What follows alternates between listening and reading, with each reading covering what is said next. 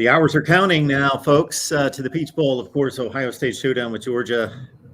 National championship implications. Of course, a fifth trip to the college football playoffs in 9 years for the Buckeyes, and Georgia's made it a regular thing as of late. Buckeyes Live right here. Leave the comments and questions there in the live chat as always. Kevin Noon's right next to me from Buckeye Huddle, also the Big Me podcast. And down below, we got Tony Girdman, Buckeye Huddle, of course, and the College Football Playbook, as well as his Buckeye Weekly podcast. That's more than weekly, folks. Guys, how we doing? Doing well. From locations that are somewhat unfamiliar, but at the various hotel locations with practice awaiting later today in Atlanta. Kevin, you made it.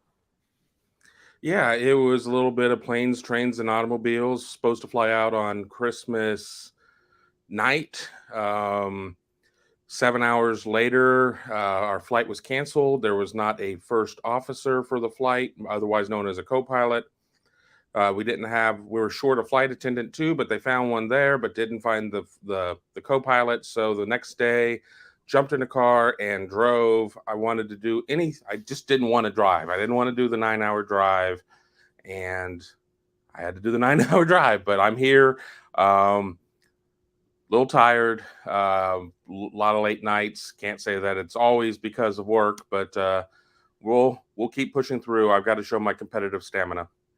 And based on what you told me, the 9-hour drive would have been much better than what you got. About 11, yeah. Okay. Tony. I left Christmas Day, drove, got here Christmas night. No problems. I was the first one here. I was the only one here for a while. It's just, if you want it, if you're dedicated, if you're professional, you make it here. Oh, and speaking of, here's now Steve Hellwagon. Hey, what's going on, guys?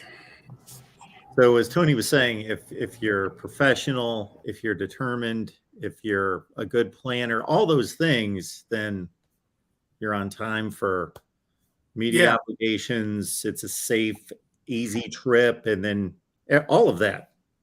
Yeah, my flight was canceled on Southwest, as a lot of people are this week. I think a lot of people trying to get here flying Southwest are going to be scrambling at the last minute if they don't get their stuff together here. And probably the same for a lot of people trying to go from Dallas and Detroit to the other game out in Arizona. Probably the same thing, having the same problems because Southwest's really big in and out of Phoenix as well. So I don't know. It's, this is the worst travel experience I've had with Southwest ever. So I usually swear by them pretty religiously for all of my travel. But Delta came through in the clutch. I found one seat on a Delta flight, a direct flight. So it was really painless, 1 hour and 15 minutes in the air, and I was here. But I ended up coming a day later than I wanted to. But that's the way it is, I guess. Well, at least Tony's working on about 4 days in Atlanta. What kind of exposure have you guys had to the team, practices, news conferences, all that business? Well, today was the first time we got to go to a practice, and we got about 15 minutes of practice, which is stretching and some special teams work, and that was about it. And talked to the Ohio State offense yesterday, 5 players and Kevin Wilson, and then the Ohio State defense today, including it was 5 players and Jim Knowles, and of course on the other side for Georgia as well. So that's basically what the last 2 days have been, and then we'll get some practice tomorrow as well, I believe. And going to head for Georgia practice here in about 40 minutes to see what they've got going on. Yeah, I mean, as Tony said, that was the schedule. I mean, it was nice to be able to get to practice for the first time in quite some time. That is not part of the usual routine for Ohio State. It's something mandated by the College Football Playoff. I'm sure Ohio State, they were like, if we have to let them in, then that's fine. We got to see 3-4 periods of non-stretching. Normally we get to see a few periods of practice beyond stretching during fall practice, but never anything during the season. And, it's great being down here, getting to hear a lot of varied opinions, talking to some people on the Georgia beat, and, it finally feels like game week. It finally feels like it's here. I haven't necessarily been super excited about a lot of the bowl games that I've watched so far. Fell asleep at the end of the Wisconsin game this morning because it was a 10:15 East kick and a game that just felt like it went really slow. But it was also a really weird game because Luke Fickell was coaching, and how many times does a new coach that's brought in from outside the program go and coach the bowl game? So a lot going on, and lots of appearances, including here on Ohio State Buckeyes Live. Did Brian Kelly coach both? I'm sorry. Did he coach Central Michigan and Cincinnati in bowl games when he went from Central Michigan to Cincinnati that year? I don't remember. I mean, that would be odd, but it's been a few years ago. I don't remember that. There is some kind of situation that was a rarity there, Tony, but I can't put my finger on it either. Yes. Yes, watching Luke Fickell while Jim Leonard was apparently working with the X's and O's and the nuts and bolts, but he was giving his whatever, getting acquainted with the team. I don't know what he was doing. All right. The overriding word out of this week, I think that's gotten to most of us, just has to do with Ohio State having to respond to the underdog tag, Tony. And do you think they fit it well? They feel comfortable? They don't care?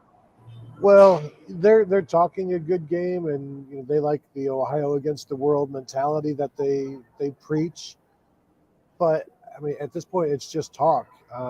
We'll see how they respond, because we heard so much talk prior to Michigan, and we saw how they responded. So at this point, I think a lot of people are in prove-it mode in terms of, yeah, they like being in this underdog role. And under Urban Meyer, they were very good at it. Ryan Day, the last couple of times, they won one by 3 touchdowns and lost one by 3 touchdowns or whatever. So maybe this is the rubber match in terms of the last 3 times they've been an underdog. But they're saying the right things, and I guess that's fine. I think it comes down more to just doing what you do and executing. And the motivational stuff, I'm kind of over it right now. Yeah, it's the whole 1-2 thing. I take them at face value when they say they want to be here.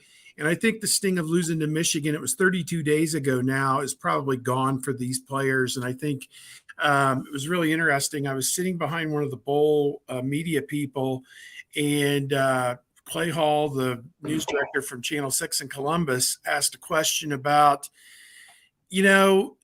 have you been overwhelmed with negativity? Asked one of the players, I think, during the press conference, overwhelmed with negativity because you didn't get it done against Michigan and everything was lost. And the guy just kind of, scoffed at the question because, everything isn't lost. I mean, they still have a chance to win the national championship, for goodness sake. So I know losing to Michigan hurts for Ohio State fans and certainly for the players and coaches. It's not what anybody wanted, but the ultimate goal of trying to win a national championship is still out there for this team. So they have a lot to show up and play for on Saturday. And the question is, are you going to take full advantage of this opportunity and put yourself in a position in the fourth quarter to win this game? That's the biggest question I think that's out there for this team right now. And I posted the video with Coach Knowles here this morning, and a story to accompany that with a lot of what he had to say. And people on our message board were kind of like, the defense doesn't concern me. And that is interesting to say, because they gave up 5 touchdowns of 45 yards or longer in their very last game, over 500 yards to Michigan. And they're like, I'm more concerned with Ryan Day calling a good game on offense and putting the offense in position when they're in the red zone to put the ball in the end zone. So I guess that's some analysis about this matchup, or maybe where the Ohio State program is right now. I don't know if it's just me, and I've made this comment a few times during our discussions since the Michigan game, but this team just seems like a wild card to me.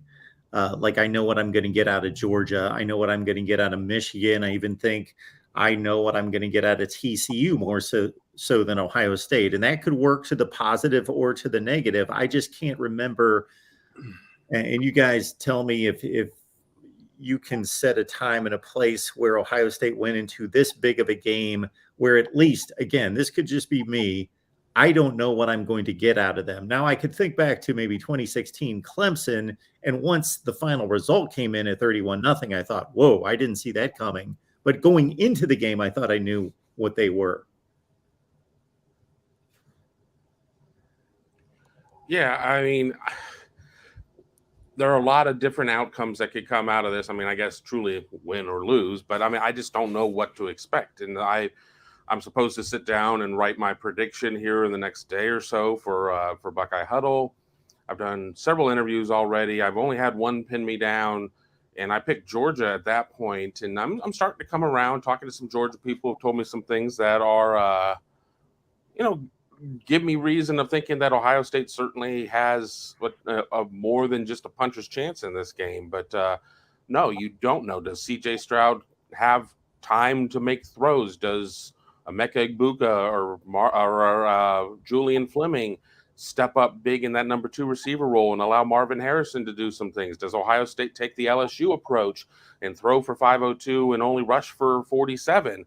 If you 99 out of 100 times, 999 out of 1,000 times, if you tell me a team's going to rush for less than 50 yards, that they're going to win the game, I tell you you're crazy. But, there certainly is an opportunity because Georgia is just so stout against the run, but, seems to have some leaky issues in terms of its secondary. And if Ohio State goes truly vertical and not just, running some intermediate things, who knows? So I'm still a little torn on my decision at this point. I'm going to have to do some reflection and soul searching over beers tonight and probably write in the morning. Mark, what we found is that the Peach Bowl people are very hospitable. They had a whole cooler full of one of those upright, door opening cooler things full of cold beers. They had some good food last night, some brisket and creamed corn, and man, it was really good. And then they had an Italian ice machine filled with peach slushy that had some hint of alcohol inside of it. So, yeah, just a little hint of that. I know I was feeling that at about 7:45 this morning when I was waking up to head down for the interview. So I'm trying to still here at 1:14 get the cobwebs kind of cleared out, and really excited to continue this week down here. It's like for me, to take the lazy man's approach would be Michigan wins by 10 to 15 points. Georgia wins by 10 to 15 points. It's chalk. There we go. There's your prediction. And nobody's going to scoff at that or take you down the next day after the game and say, you knucklehead, you don't know what you're doing. But I try to figure out, okay, is there something here that we can latch on to really be ahead of the curve and envision what's about to happen from an underdog's perspective, and where's the path? And I see the path for Ohio State. I just don't know if I believe in it. Well, I think one of the things that Ohio State has in its favor is defensively against Michigan. They were trying to do too much individually, and now they've come to this realization, and it's been harped on and just driven into them again that they just need to do their 111th. Do your job. Don't worry about the guy next to you. Just do your job. And I think against a Georgia offense, that is key. That you don't have to worry about all of these different what-if scenarios. Just do your job. The guy behind you will do his job. And then you just make the plays. It's do your job, make the plays, make your tackles. Don't worry about making a big play in a big game. Don't worry about being so overwhelmed by the game that you feel like you have to make a Superman play. So many times we've talked to players 2.5 weeks ago, and then also yesterday, they were talking about you don't need to be Superman. And it felt like against Michigan, some of them were trying to cover deep while also keeping an eye on the quarterback, and you can't really do that. And so now it's more about just Stetson's going to scramble, but don't worry about your guy. Your teammate will get him. And it's that sort of thing where you got to compartmentalize, do your thing. And I think the Michigan game has helped them recalibrate that measurement for themselves. Willie here asks, please tell me what advantage we have in this game besides wide receiver and some offensive line play. Unless we magically start getting sacks, we are in serious trouble. Let's hope we don't get blown out. I mean, I've kind of gone through. I posted my first of the two tail of the tape features: Ohio State offense versus UGA defense. The other piece will air tomorrow, as I broke it into two, being the bowl game and the big to-do that this is. And if you look at the UGA team, you look at the NFL talent, the future NFL talent, there is a significant edge to Georgia in terms of what they have athlete to athlete at a lot of positions. I mean, there's just no denying that. And, I could say that and still pick Ohio State to win by 10 or to lose by 20. Georgia has a lot of talent. It's a matter, though, it is matchups, and it's position group matchups, and it's what happens with that. It's not a matter of saying this team has got X amount of 5 stars and this amount of 4 stars and what they all end up being. We know that doesn't necessarily act as a true predictor of how a game is going to turn out. Both teams are going to be very motivated, being a college football playoff semifinal, and what's at stake for both of them. But I think that the Georgia tight ends present a very obvious challenge. Bowers and his athleticism and his speed, and Washington being pretty much a taller version of Zach Harrison out there playing on offense. But I like what I think the Ohio State defense can do against A.D. Mitchell and Ladd McConkey in the Georgia passing game. I think that Ohio State is going to have to go out there, and I think Marvin Harrison Jr. could have a huge game if C.J. Stroud can find him. But you've got to protect him. I mean, if the Jalen Carter's coming up the gut all the time because Whippler, Jackson, and Matt Jones are unable to contain him, you're not going to be able to run long routes. You're not going to be able to run complex routes with double moves and things of that nature. C.J. Stroud is going to have to be able to move the pocket. Dare I anger the masses and say C.J. Stroud is going to have to do a little north-south running?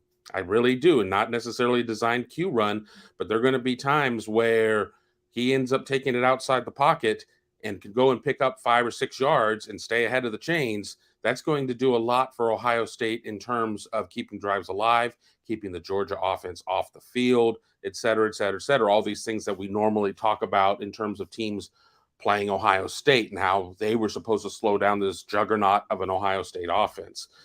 So I'm not as concerned about, this matchup versus that matchup. It's more of the team effort and what's going to come out of it. And I think Ohio State learned a lot of lessons in the Michigan game. Now, just because you learn something in the classroom, in the lecture, can you take it into real world experience? That's the question. Looking at the 247 Sports team total talent composite. Georgia's got 85 commits on the current roster. Ohio State's at 84. 15-14, Georgia in 5 stars. 53-52 in 4 stars. But Kevin, you went position by position units, and you broke it down and see Georgia with a slight to decided edge just about everywhere. I mean, it certainly seems like it. I mean, you can go to a lot of the NFL draft type of stock websites, and you never know which ones are going to necessarily be closer to reality than other ones. I mean, dare I say that we're not that far removed from one of those types of sites saying that Sevyn Banks was supposed to be the overall number 1 pick. So, and we know how that story kind of turned out. So that you take it with a grain of salt, but I think if you look at the 2 rosters right now, in terms of from the eyes of the NFL, that Georgia is the more talented roster. Yeah, I would agree. And I noticed that may have brought this up previously. CBS, had 4 Ohio State players in the first round and 5 Georgia players in the first round projection. And each team has one of those first rounders who's not going to play in this game. I think there's a linebacker from Georgia who's injured and he's out. And of course, Jackson Smith, the big guy. Yeah, Smith, and of course Jackson Smith, the Jigba, is out for Ohio State. But CBS did sneak DeJuan Jones, an offensive tackle, into that list, and they already had Paris Johnson on that list along with C.J. Stroud. So, you know, again, I go back to listening to Jim Knowles and the guys on the defense talk today, and you know, one of the things is I kind of, you know, we have a lot of group think, or at least, you know, you bounce ideas off each other, as Kevin said, over beers or whatever. I was talking to one of the other reporters this morning. It just seems like to me that Jim Knowles was lulled into a false sense of security in the first 10 games because they really didn't play a very good offense in the entirety of those first 10 games. Maybe Penn State, maybe Toledo, but Toledo, again, 1 through 11, didn't have the commensurate talent. I mean, maybe their quarterback is a Big Ten caliber player, but certainly not their other 10 guys weren't. So I think that he believed that they were capable of things that they really weren't capable of against top competition. And Maryland exploited some of that with Tagovailoa having such a big game against them and completing big passes and these kind of things.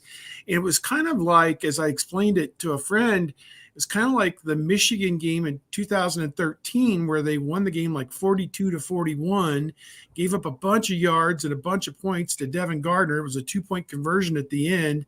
I think Brady Hoke would have been the coach then, and he went for it to win the game and beat Ohio State. And Ohio State got the deflection or whatever, interception maybe by Tyvis Powell. Tyvis Powell interception, yeah. So they asked Luke Fickell, the defensive coordinator, after the game, like, what gives? And he goes, hey, did we win? And yeah, I mean, you won that game, but you got, you know, obliterated the next week against Michigan State, 38-24 in their 38-28 in the eating pizza in the golf cart in the basement of Lucas Oil Stadium game with good old Urban Meyer. And then, you know, the same principle applied here with Maryland. You go into the game the following week and you're still giving up those huge plays to Michigan. But the other thing that came up was this Michigan game felt a little bit different than the Michigan game the year before, because it seemed like whether it was offense or defense, Michigan the year before at Ann Arbor dominated that game, whereas Ohio State dominated the play other than those 5 or 6 huge chunk plays that Michigan hit. So I don't know. It's any way you want to look at it, it was a loss. And, you know, you're going to look for silver linings, I suppose, anywhere, but they got to play a lot better. And I've been accused of being, as John Cooper used to say about fans and reporters, you're too dang negative. I've been too dang negative this month, and I'm just gonna relax and let the game play out and let the chips fall where they may. Either they win it or they don't. And in 5 days, we'll have the answer. Tony, what would you say about the Buckeyes secondary play? I think that this is huge. Well, of course, we can point to every unit on the field, offense and defense, and say it's huge because they are all going to – there can't be a poor game out of anyone. But everyone focuses on Ohio State's passing game having to carry it, and I know Georgia probably won't through the air need it as much. But still, this secondary has got to have its best game. Yeah, the thing that maybe a lot of people don't realize about Georgia is they throw it a lot more than you think. A lot of people think Georgia's going to pound it, and run it. And we've seen so many people talking about the comparisons about how Georgia's a lot like Michigan. Georgia throws the ball more than they run it. And so they'll want to do that against Ohio State as well, you would assume. And so corners have to be aware, have to stay physical, but not overly physical, dealing with just one receiver playing and 2 tight ends playing at a time. So they're going to have different matchups that they're going to have to be ready for. Then the secondary, the safeties are going to have to watch out for the scramble, and then the secondary release of these routes. And so this is all stuff that they're dealing with. And Stetson Bennett scrambling, it's going to make everything even more difficult. And then the other thing that Georgia will do is just randomly they'll go tempo, and they're really good at it. And they'll do it for short bursts, and it's very effective. And so Ohio State's going to have to deal with all of that. Now, what Georgia is not is a big play offensive passing game. They don't have a lot of downfield stuff. They spread it all over the place, east, west, and they'll pick up effective chunks, but Ohio State has to tackle those. Georgia, on the other hand, their secondary is like 115th in passing plays of 40 yards or more allowed. They give up about one a game. And so Ohio State is one of the best teams at throwing downfield. So I think Ohio State's offense can do some things against Georgia's secondary, especially when you consider Georgia is not necessarily a sack-happy team. They can go games without getting to the quarterback, without bringing him down. They average like 2 sacks a game. We know against Tennessee, or I think it was Tennessee, they got Hendon Hooker maybe 6 times. But generally, if you've got good tackles, they can hold up against what Georgia does. I'm just wondering if Georgia's going to want to keep everything in front of them, or if they're going to blitz C.J. Stroud to ruin the timing of what Ohio State wants to do. I'm reading in the comments about some Georgia fans, I'm assuming they're Georgia fans, talking about how this Georgia offense is just, pick your poison, making it sound like the 2019 LSU offense, where LSU averaged about 90 more yards a game and 10 more points a game. Obviously, the team with Joe Burrow. And at the same vein, I read a lot of Georgia fans that are not sold on Stetson Bennett still, that have, these questions about this. So, I understand when you start talking about the game and, repping your team and everything, the bravado starts to come out. But it's interesting to see how you can have both of those arguments going at the same point, that this Georgia team is generational, et cetera, et cetera, et cetera. But Stetson, he's not all that good, yada, yada, yada. So I don't know what to make of it. That's not me taking anything away from a Georgia team that's averaging 492 yards a game. And I think it's 39.2 points per game, et cetera, et cetera, et cetera. I think both of these teams, though, I don't think that there are a lot of great teams in college football this year. And I think that Georgia and Ohio State faced a lot of teams that weren't really all that great. And it's very easy to sit there and look at what Ohio State did against Arkansas State, what Ohio State did against Michigan State. And I think you could sit there and you could go to the Georgia team and 42-10 over Auburn. Well, Auburn sucks. 42-20 over Florida in the cocktail party. Well, Florida sucks. I mean, so there a lot of these teams.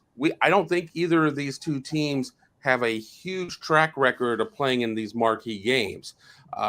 With all that being said, I don't have an issue with Georgia being a 7-point favorite. I really don't, based on what I've seen so far. But this is not David versus Goliath by any stretch of the imagination for me. And I know a lot of Ohio State writers that, again, as we've been talking over beers, are like, I'm picking Georgia. I just don't know by how many points, and that's fine. But this is not 42-20. This is not a 42-20 type of game. The best defense Georgia's faced in yards per play is number 41 in the country. So they faced a lot of the middle of the pack. So 41, 43, 44, 54, like a lot of okay defenses. I guess that's a lot of Tennessee and Oregon, LSU in there. Is what we've seen out of the Buckeyes. Now you look at their offense, and what they've faced defensively has been like 2 or 3 really good defenses, Iowa, Michigan included, Notre Dame, and then the metric at the other end is just stacked with, past 100 in the country, offenses and defenses. Well, I think that's why you've got so many good defenses in the Big Ten. It's because they're playing a lot of bad offenses. That's not the sole reason, but that's a pretty large reason. What do we think? Is Big Dog Brett referencing the by saying OSU played a 1-11 and struggled? Is that Northwestern? Is that the issue there, where Ohio State was playing in gale force winds, but we're supposed to at the same time give Georgia a pass for the Kentucky game in Lexington, where there were 20-mile-an-hour winds or whatever, and it was a little chilly and they had to have heated benches. I mean, you can't have it both ways. You just can't have it both ways. I mean, yes, I could come up with 50 things that Ohio State blanked up in that game. Ohio State not being able to defend the Wildcat situation, Ohio State not being able to do this and do that, but 16-6 against Kentucky with William Wallace, Will Levis at quarterback, who's supposed to be this quarterback god. And, I still don't, once again, trashing the NFL draft gurus. I mean, it's cold. It's cold. Oh, it was a little windy. But, Ohio State sucked against Northwestern. Well, yes, Ohio State sucked against Northwestern, but UGA sucked against Kentucky. And Big Dog Brett, Ohio State did trail against Northwestern 7-0. Like, I don't know that they were ever threatened really in the fourth quarter. And let's also keep in mind, let's go past Kentucky. Kentucky's a better team than Missouri. Missouri just lost its 7th game of the season against Wake the other night, and they had Georgia like legitimately on the ropes. My other thing about the Northwestern game, you'll have people saying Ohio State couldn't stop Northwestern's running game, and also that Ohio State couldn't run the ball. Meanwhile, Ohio State outran Northwestern in that game. So people want all of this both ways, and that's fine. That Northwestern game was difficult for everybody. As Kevin said, that Kentucky game, they're talking about wind chills in the 20s. So prayers up for all the people who had to sit in that game and deal with it, and hopefully everybody survived and lived through it. But it'll be interesting to see what happens when the North gets some playoff games in a couple of years.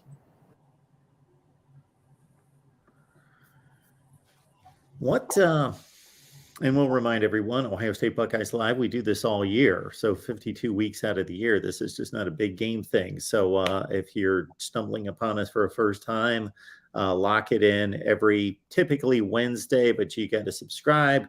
Hit that bell for the notifications to know when we go live. And while we're at it, because this is the time to lock in on these guys, you got Steve Hellwagon at Bucknuts 247 Sports. So catch Steve's work at bucknuts.com. Any big radio gigs this week, Steve? No, nothing big. I'm actually going to do some shots with Spectrum News 1. I'll do a 4-minute segment that will air Thursday, Friday, and Saturday running up to the game. So we'll do 3 separate ones. We haven't discussed how we're doing them just yet. We're going to tape them after the media day tomorrow at the College Football Hall of Fame. I don't know. Hall of Fame, or we're going to go to the stadium. I don't know. They'll tell me where I need to go when I need to be there. But that, and I do a spot on Canton Radio Friday, and otherwise, my dance card's pretty well wide open. Tony Gerdeman. Oh, did I switch us up on the order here, Tony? Yeah. Buckeye Weekly, Buckeye Huddle, College Football Playbook. What do you got available this week? Just writing some stories from talking to the players. Today I'll be writing about I think dealing with Georgia's tempo, dealing with being sound in the pass rush against Stetson Bennett and how they have to do that.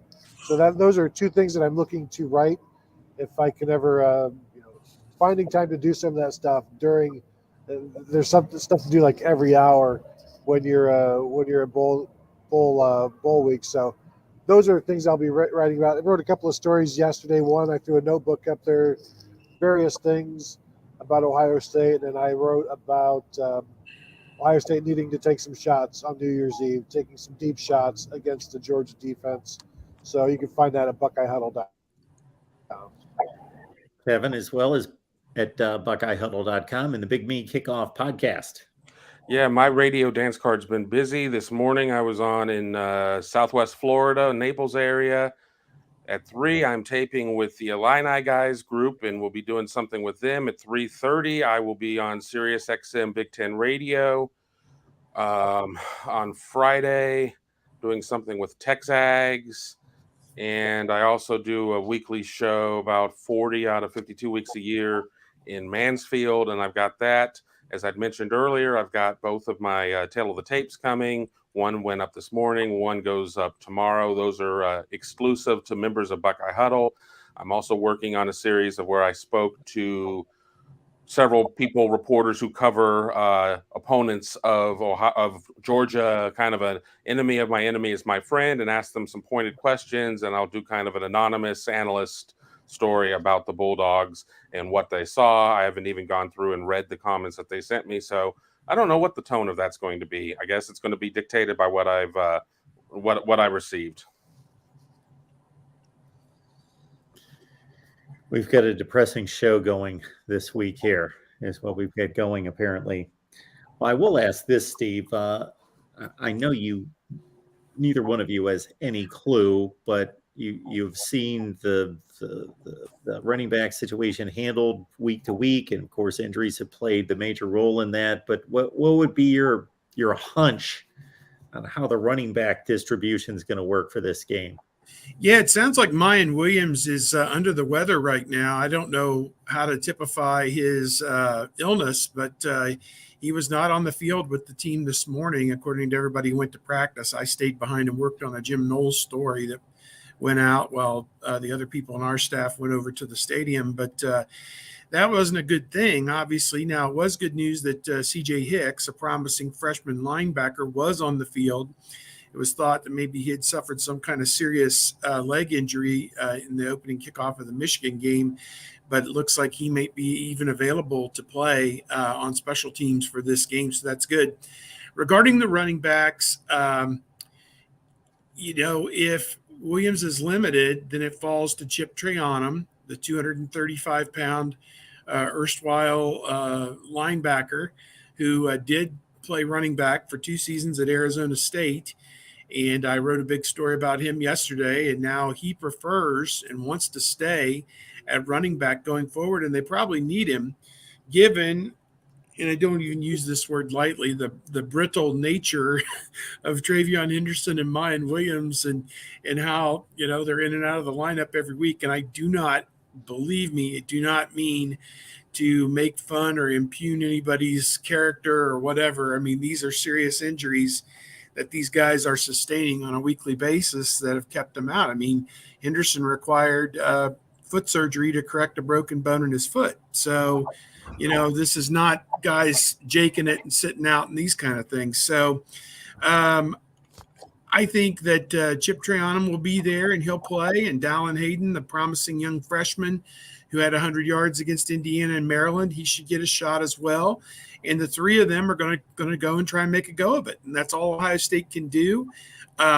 They say Mayan Williams is fine health-wise other than the illness. So I take that to mean if he's available, he would start, get a few carries, get his feet wet, and then get the other 2 guys in the game as well and, try and utilize them. The issue is Georgia, I think, is number 1 nationally against the run. So there's a lot of people and there's a mindset out there that Ohio State should entirely abandon the run. And, unless they're having some kind of success with it, which seems unlikely, given the injuries and how good Georgia is, I mean, maybe just throw the ball 45 times and let it all hang out, I guess, because LSU did give up 502 yards passing, or Georgia gave up 502 yards passing to LSU in the last game. So that's my inclination on it is they'll have running backs. How effectively they'll run the football, we don't know. And maybe they should try and throw it to beat this team. I don't know. They want to be balanced, but and it's been hard for Ohio State to win a game when they don't establish the run, but this may be one of those instances. Yeah, I mean, I was at practice. I saw C.J. Hicks there. I saw Matt Jones back, offensive guard, going through drills, had his knee braces on like all the other offensive linemen do, but we saw times where Enoch Mahi was in there as well. So, that probably comes down as a game time decision. We will get the availability report to release a couple hours before the game on Saturday. So to be continued there. Talking about just the running back carries, Dallin Hayden was kind of the first one to go through drills while Chip Trayanum was number 2. Those are going to be your guys if you have a diminished Mayan Williams. People I'm talking to still are trying to say that a lot of the Mayan Williams things are being a little overblown, but could that be a little bit of subterfuge out there? Again, we will find that one out on Saturday night. I agree. It's rare that you talk about a team going all out, throwing the ball, and having an opportunity to win. You want to have a balanced team. I want a team that's 250 and 250, 250 rush, 250 pass. Urban Meyer and coach speak and everything else. Well, Georgia gives up 77 yards on the ground in the nation, period. Georgia really has not faced a murderer's row of running backs.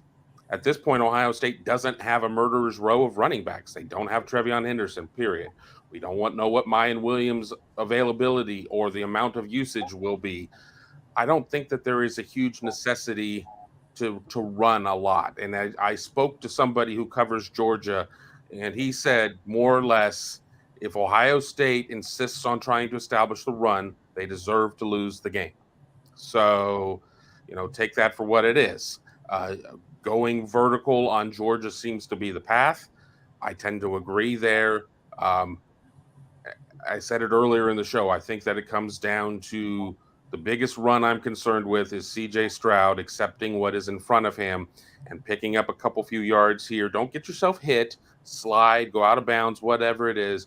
But Ohio State can't get off schedule. If Ohio State gets off schedule, the snowball will turn into a cabin-consuming mass, and it'll be over before you know it. Meanwhile, the three of us need to compile a list of 16 quarterbacks better than CJ Stroud, apparently. I wasn't even going to comment on that. I just I have nothing nice to say there. That's a neat one there. 66% of his passes only threw 6 interceptions in 12 games. I mean, he has things that you can downrate him about, I suppose, that he's reluctant to run the football, but he's probably the best throwing quarterback in the top 2 or 3, I think, in the country, in my mind. I mean, I don't know. How do you finish third in the Heisman and you're the 16th best quarterback in the nation? That's stupid. Yeah, I don't get it. No, he is not the 16th best quarterback in the nation. He's not the 6th best quarterback in the nation. You guys have any interest in this other game and seeing it play out, or do you think it's pretty predictable? Tell your story, Kevin. Okay. Well, okay. We were at the end of interviews with the second half of the Ohio State defensive players, and the moderators asking questions, and nobody's asking questions. Everybody kind of asked. Everybody was more excited about the first leg that had Jim Knowles in it. And I leaned over to one of the Ohio State social media guys, and I was like, get ready for my TV style question, because there are newspaper questions, which you're asking the question because you're working on a story and you want to put together. A TV question is, I want a soundbite. I'm hoping to get a soundbite. So I was looking to get a soundbite. So I said, guys, meaning I wanted all 3 of them to answer the question. It's like, there's another national semifinal game going on. I know you're 100% focused on Georgia, but there's a game going on between TCU and some other team that you're familiar with. What are your thoughts over there? Any predictions? Lathan Ranson jumps in, spikes the volleyball right into my face, busts my nose, blood everywhere. He's like, we're only focused on Georgia. So that's the thing. Maybe I could have gotten an answer. Maybe I couldn't have got Tommy Eichenberg to say, in very short terms, how he wasn't really that interested in it. Maybe I could have gotten Jack Sawyer to give a funny answer. Jack's a very witty kid. But Lathan wasn't playing, and that was that. They tried to get the players to say who's Georgia the closest to. The obvious answer is Michigan, but of the teams that they played, but they eventually settled on Penn State was an acceptable answer to that question, that Georgia is most like Penn State, because they didn't want to say the Michigan word or even team up north. As far as that other game, I think it is very intriguing. You look at Max Duggan and what TCU has done, and as I wrote in my picks, when I was doing them during the championship week, by hook or by crook, TCU finds a way to win more times than not. I know obviously they lost in overtime, but for them to just get that game to overtime, I mean, considering how far down they were, and that had happened to them several times this year, that they had to make furious rallies, you can't count them out of any game. I mean, against anybody. So, People may think Michigan's going to go out there and walk all over them. I'm not entirely sure that's going to be the case, but I also have a very hard time picking TCU. Having said all that, I have a very hard time picking. It's kind of a toss-up game. I don't know. I maybe not a toss-up game. I think Michigan is favored by a touchdown, and it seems about right. But if they only won a close game, that wouldn't surprise me. And if TCU somehow, with Max Duggan doing some late game heroics, finds a way to get them in field goal position and they win by 3, that wouldn't surprise me either. So, but I would think it's Michigan winning that other game. Yeah, I think it's going to be Michigan winning by 14 in a game that feels like Michigan won by 35. I think that they're going to put the chokehold on TCU. There is a huge difference in physicality between those teams. I just don't see TCU being able to handle that type of physicality. TCU had been dealing, I don't know what the health is there. But they had players who were getting hurt along the way. I don't think that TCU is going to have much of an answer. It was kind of like the year that Ohio State beat Alabama in the semifinals, and then Oregon absolutely came off the top rope and smashed whoever it was that the Ducks played. And Urban was told about the outcome there, and he's like, I got to go. We got to start studying right now. I think that, I don't think Michigan is necessarily an explosive team, minus what it did against Ohio State. I think that this is going to be a game that is going to be definitively all Michigan. Somebody had asked at some point in the chat when we were having the secondary question about the role of Josh Proctor in this game. Do we expect that to be substantial? I don't know. Go ahead, Steve. I don't know about that. I suppose, maybe they'll rotate the safeties and he'll play a little bit. It wasn't like the safety play was that outstanding. But Proctor is a physical safety that could maybe negate some of that with the 2 tight ends. I know Bowers goes about 230 pounds, and Washington is listed at I want to say 6'5" or 6'6", 270. He blocks out the sun. He's huge. So you are going to need some physicality to counter that, and you're going to need some athletic ability to counter that, because those 2 guys, are kind of the backbone of their offense in a lot of ways with their catching and their blocking. So you're going to have to come up with a solid plan. And obviously, Ohio State's plan for the tight ends against Michigan wasn't very good. They gave up the 2 big plays, the jump pass on 3rd down on 3rd and 1 that converted a 1st down, and then Lathan Ransom, I think, got caught staring into the backfield on another play, and the freshman got deep behind him and caught the touchdown. Colton something or the other got deep. Yeah, Colston Loveland. Colston Loveland, yeah, thank you. 45-yard touchdown. So, I asked Coach Knowles about that, and he had a really good, long, reasoned answer. And again, a lot of his answers come back to point the finger at me because I didn't coach him properly. He says he didn't coach Cam Brown properly on that play where he was isolated and missed the tackle, and wishes he had put him in a better position. But again, I go back to the idea that, I like Cam Brown. He's a good player, but, this isn't Sean Springs out there. This isn't an All-American corner that you can just leave on an island and assume he's going to make that play in that instance. And I think that was very foolhardy of the defensive coordinator to put the defense in that position in that situation. So, are they going to have bad calls like that in this game that Georgia can exploit? I think that's a huge question that Ohio State's got to reconcile and figure that out, because if the coaches aren't going to put the players in the proper position, then it's going to be a very long night. That to me is just, the beginning of the issue to me. All right, folks, we appreciate you being here each and every week, typically on Wednesday here at the Voice of College Football for Buckeyes Live with Kevin Noon, Steve Hellwagon, Tony Erdeman, and please join them on their respective sites and platforms as we've run down here over the last 45 minutes or so.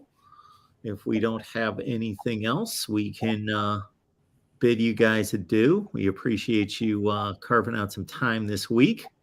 Yeah, I'm still trying to work out my pick. I haven't figured it out. I've been, poor mouthing Ohio State so badly that people on our site have accused me of being too negative. And I'm a guy that usually, if they were playing the Patriots, I'd pick Ohio State typically. But I don't know. I'm really kind of conflicted on this. I think that there's some good football in there. I just wish that we had seen it, in more of the key moments, and maybe there weren't enough key moments. I mean, the schedule maybe didn't test this team enough to where you got a full gauge on exactly what you had. But I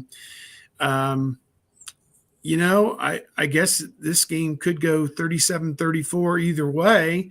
I just saw ESPN's computer model says Georgia wins 56% of the time by an average score of about 3 points. So, the computers think it's close. Of course, the computers don't play the game.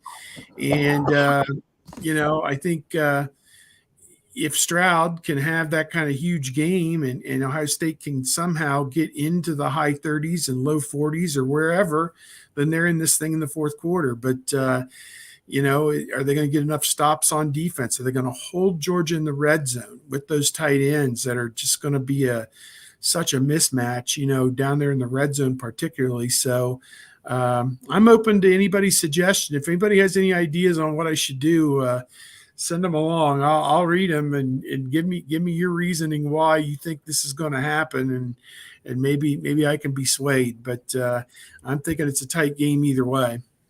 Yeah, as I told the story earlier, I went on one show and picked Georgia, fully expecting by game day that I would probably pick Ohio State. Right now, I'm within about a 14-point range, one way or the other. Not 14, this team wins by 14 or that team wins by 14. Just, either Ohio State wins by 4 or Georgia wins by 10. I don't know. I think the most telling stat for me is, what does Ohio State do in the red zone? What does Ohio State do in the red zone? 1, are they putting points up? And 2, are they putting up 7s instead of 3s? We can go back to the 2019 game against Clemson, and they were putting up 3s. And even though it looked like they had the game in hand for a while, then they didn't, and they had a couple of bad breaks. You move to 2020 game against Clemson, Ohio State's putting up 7s, and they smacked Clemson around, even though Clemson got on the board first. So if Ohio State is able to score in the red zone, and, of course, the great equalizer there is if Ohio State instead is hitting 25-yard touchdowns, which is not necessarily something anybody's proven before. So, I mean, LSU, had some bombs. Things could happen there. But I think that Ohio State certainly has an opportunity. I think this Georgia team is really, really good, but we're not that far removed. Before the Michigan game, everybody was saying, it's 1 and 1A. It's Ohio State and Georgia. It's Ohio State and Georgia. Well, Ohio State laid an egg. Ohio State played bad. I think the biggest concern, though, I have right there is it's not like Ohio State looked great against Maryland. We've already kind of talked about the Northwestern game. I mean, the last time that I really feel like Ohio State came out and played Ohio State football was the Penn State game. And people who didn't watch the game will be like, well, that wasn't really a huge margin. Well, Ohio State really took it to the Nittany Lions. JT Tuimoloau had a freaking amazing game, et cetera, et cetera, et cetera. If they can channel some of that Penn State, Katie bar the door.